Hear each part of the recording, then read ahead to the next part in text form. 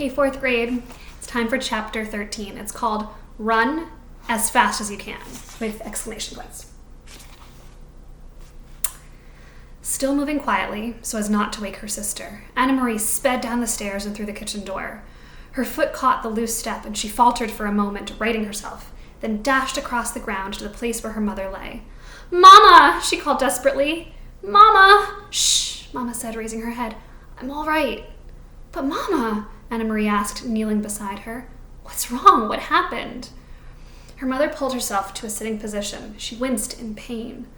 I'm all right, really, don't worry. And the Rosens are with Henrik. That's the important thing." She smiled a little, though her face was drawn with pain, and she bit her lip, the smile fading. We got there quickly, even though it was still so dark and it was difficult for the Rosens, not knowing the path.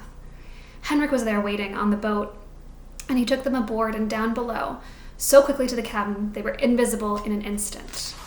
He said the others were already there. Peter got them there safely too. So I turned and hurried home. I was so anxious to get back to you girls. I should have been more careful. Talking softly, she brushed some grass and dirt from her hands. Can you believe it? I was very nearly here. Well, maybe just halfway, when I tripped over a root and went sprawling. Mama sighed. "So clumsy," she said, as if she were scolding herself. "I'm afraid my ankle's broken, Anna Marie. Thank goodness it's nothing worse. An ankle mends. And I am home, and the Rosens are with Henrik." "You should have seen me, Anna Marie," she said, shaking her head with a wry look. "Your proper mama, crawling inch by inch. I probably looked like a drunkard." She reached for Anna Marie's arm. "Here, let me lean on you. I think if you support me on this side, I can make my way up to the house. Goodness, what a clumsy fool I am. Here, let me put my arm over your shoulders. You're such a good, strong, brave girl. Now, very slowly, there." Mama's face was white with pain. Anna Marie could see it even through the faint light of the approaching dawn. She hobbled, leaning heavily on her daughter, pausing again and again toward the house. "When we get inside, I'll have a cup of tea and then we'll call the doctor. I'll tell him that I fell on the stairs. You'll have to help me wash away the grass and twigs. Here, Anna Marie, let me rest for a minute." They had reached the house and Mama sank down to the steps and sat. She took several deep breaths. Anna Marie sat beside her and held her hand. "Mama, I was so worried when you didn't come back." Mama nodded. "I knew you would be. I thought of you, worrying as I dragged myself along. But here I am, safe with you now. Everything is fine. What time is it?" It must be 4:30 or close to it." "They will sail soon." Mama turned her head and gazed across the meadow to the sea and the vast sky above it. There were no stars now, only the gray, pale sky with pinkness at its border. Soon they will be safe too. Anna Marie relaxed. She stroked her mother's hand and looked down at the discolored, swollen ankle. "Mama, what is this?" she asked suddenly, reaching into the grass at the foot of the steps. Mama looked. She gasped. "Oh my God," she said. Anna Marie picked it up.